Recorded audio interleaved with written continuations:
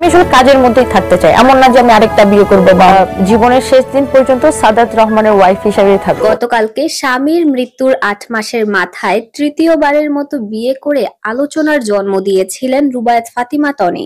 তার এটি তৃতীয় বিয়ে হলেও তার স্বামীর এটি দ্বিতীয় বিয়ে। অনেকেই বলছেন রুবায়েত ফাতিমা তনির কারণেই ভেঙেছে তার স্বামীর আগের সংসার।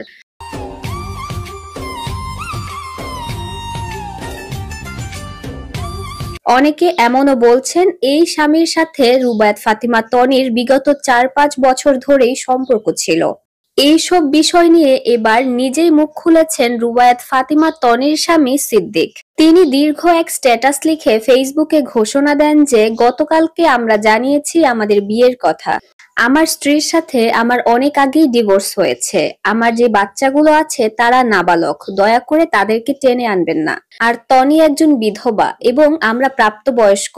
আমাদের জীবন সম্পর্কে সিদ্ধান্ত নেওয়ার অধিকার আমাদের আছে এবং আমরা আইনি বিরোধী কিছু করিওনি।